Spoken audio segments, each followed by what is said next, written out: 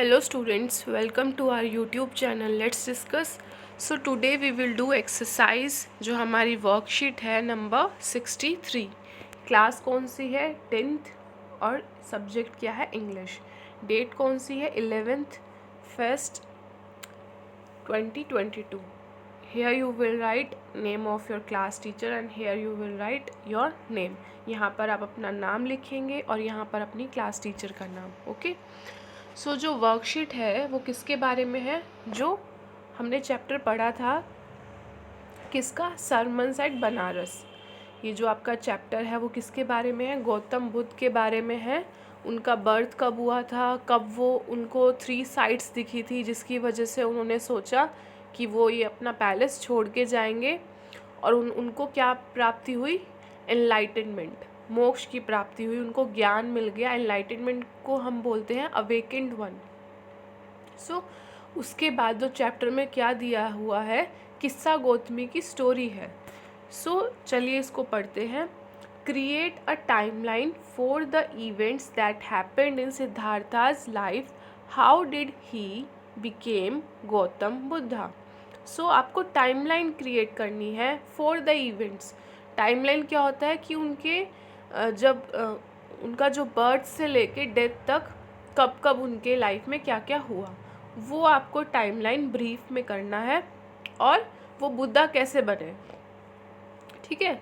So if you want to create a graphical representation of a sequence of events such as the milestone in a project or the main events of person's life, you can use a smart art graphic timeline. सो अगर आपको smart art बनाना आता है तो अच्छी बात है, उसको आप बनाइएगा. जिन स्टूडेंट्स को नहीं आता, आपको क्या करना है? आपके पास अगर कंप्यूटर लैपटॉप है तो उसके अंदर क्या होगा? वर्ड जो एक एप्लीकेशन है, वर्ड ऐप है, उसको खोलेंगे, होम पे क्लिक करेंगे, वहाँ पर इंसर्ट में जाएंगे. इंसर्ट के अंदर क्या होगा? एक ऑप्शन होगा स्मार्ट आर्ट. उसके अंदर टाइमलाइंस के ऑप्शन दे रखे होंगे कि आपको ऑल पे क्लिक कर देना, जो भी आपको अच्छा लगे वो वहाँ से टाइमलाइन क्रिएट करके टेक्स्ट अपना टाइप कर देना. राइट. सो इन्होंने यहाँ पे इस तरह की टाइमलाइन बनाई हुई है. सो हमने भी यही बनाया है. एंड में इसको हम बाद में करेंगे. पहले हम क्या करेंगे? सेकेंड और थर्ड क्वेश्चन करेंगे. सो हमारा सेकेंड क्वेश्चन है, now that you have created a timeline for Gautam's Buddha life. चलिए इसको एक बार टाइमलाइन देख लेते हैं हम. ये रही.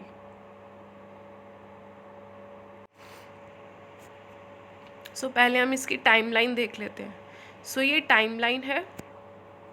राइट. सो 563 में वो बोर्न हुए थे. In the small kingdom Kapilavastu. उनके फादर का नाम सुधोनंदा था. क्वीन का नाम था, उनकी जो मदर था उनका नाम था क्वीन माया. फिर नेक्स्ट है वो एज 29 में उनको 3 साइड्स दिखती है. एक तो बुज़ुर्ग आदमी की, दूसरी किसकी दिखती है? एक भिखारी की, और तीसरी किसकी दिखती है उनको? एक बीमार आदमी की. ये जो 3 साइड्स हैं वो इनको मूव कर देती हैं और वो इसी की सर्च में, ट्रुथ की सर्च में कहाँ निकल जाते हैं? अपना पैलेस छोड़ के बाहर चले जाते हैं.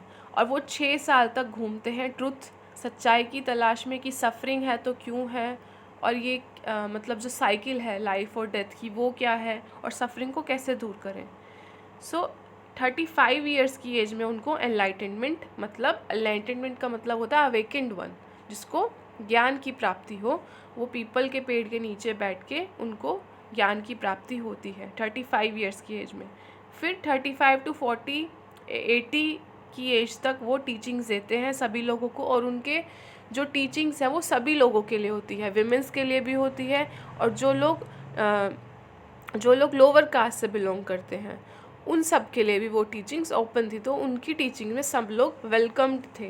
राइट. सो 40 ईयर्स तक उन्होंने अपनी जो टीचिंग्स हैं वो फैलाई, समझाया लोगों को, और 80 ईयर्स की एज में उनकी मृत्यु हो गई.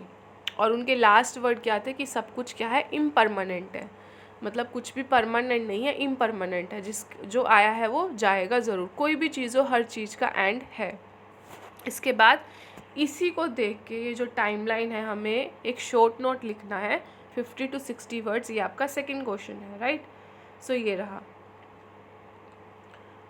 Right about the reason wait a minute, ये रहा आपका second question. Now that you have created a timeline, आपने टाइमलाइन क्रिएट कर ली है, यस।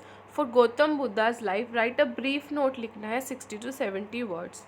सो Gautam Buddha lived 5th century BCE। So ये लाइन इंपॉर्टेंट है। He was born into a wealthy family as a prince in 1563, ये point ज़रूर लिखना। At about the age of 25 उनको 3 साइड्स दिखी, बीमार व्यक्ति की, बूढ़े व्यक्ति की और एक मरे हुए व्यक्ति की, और एक मंक को देखा उन्होंने जो कि आर्म्स बेग कर रहे थे। ही वंडर्ड फॉर 7 years। सो ये साइड्स इनको मूव कर जाती हैं और वो अपना पैलेस छोड़ के ही वंडर्ड फॉर 7 years, 7 साल तक वो घूमते हैं ट्रुथ की तलाश में। And finally set down under a peepal tree where he vowed to stay until enlightened came. और वो क्या करते हैं, प्रॉमिस करते हैं कि वो तब तक बैठे रहेंगे जब तक उनको मोक्ष की प्राप्ति नहीं हो जाती।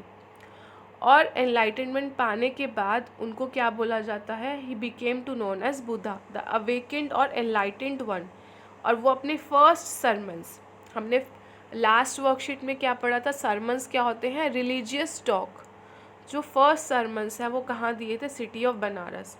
And in 483 BC at the age of 80 he dies and his last words were all the things in life ends।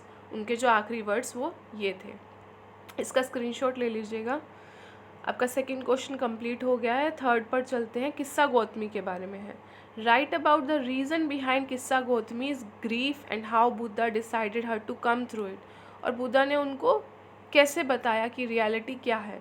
सो जो किस्सा गौतमी थी उनका एक ही बच्चा था जो कि लड़का था, वो मर जाता है, unwilling to accept his death. So वो इतना ज़्यादा दुखी होती है, वो एक्सेप्ट ही नहीं कर पाती, वो मान ही नहीं पाती कि मेरा बेटा मर गया है। और उसको वो हर जगह, she carried him from neighbour to neighbour, वो उसको अपने अड़ोस पड़ोस में घुमाती है, लेके जाती है कि कोई इसको ठीक कर दो, कोई ऐसी दवाई दो कि ये ठीक हो जाए। सो उनके जो नेबर्स थे वो बोलते हैं कि तुम बुद्धा के पास चले जाओ, गौतम बुद्ध के पास। So he instructed to gather mustard seeds from the household of those who have never been touched by the death। So Gautam Buddha बोलते हैं कि तुम वहाँ से मस्टर्ड सीड्स लेके आओ, उस घर में से जहाँ पे आज तक कभी भी किसी की मृत्यु ना हुई हो। सो रिलीव्ड, वो बहुत ही ज़्यादा रिलीव्ड हो जाती हैं कि हाँ मैं ले आऊँगी। सो वो जाती है अपने गांव वापस। Begin asking her neighbours for mustard seeds, और वो मस्टर्ड सीड्स मांगना शुरू करती है। सो हर घर में क्या होता है, किसी न किसी की डेथ हो रखी होती है, मतलब बुज़ुर्ग लोगों की, किसी के घर में किसी की बीमारी से डेथ हो गई, किसी की मतलब पैदा होते ही वो मर गए। सो उसको रियलाइज़ हुआ, she realize then the universality of death. So जैसे ही वो हर घर में गई, उसने देखा कि कोई भी घर ऐसा नहीं है जहाँ पे किसी की डेथ नहीं हुई है। उसको रियलाइज़ हुआ कि ये तो यूनिवर्सल है, जो आया है वो तो जाएगा, जल्दी पहले, थोड़ा बाद में, या थोड़ा जल्दी या बीच में, सबको जाना तो है ही। सो उसको रियलाइज़ हुआ कि वो एक्सेप्ट करे। With this new understanding her grief was calmed. So उसका जो ग्रीफ था, उसका वो दुख था, वो काम्ड हो गया कि ये सिर्फ मेरे साथ ही नहीं है, मैं अकेली ही नहीं हूँ, ये चीज़ सबके साथ है, सफरिंग जो है वो सबके साथ है। ओके, सो ये जो वर्कशीट है आपकी वो कंप्लीट हो गई है। किसी को कोई डाउट है तो वो कमेंट सेक्शन में मेंशन करें। वीडियो अच्छा लगा हो तो लाइक करो और कमेंट करो। Okay, thank you.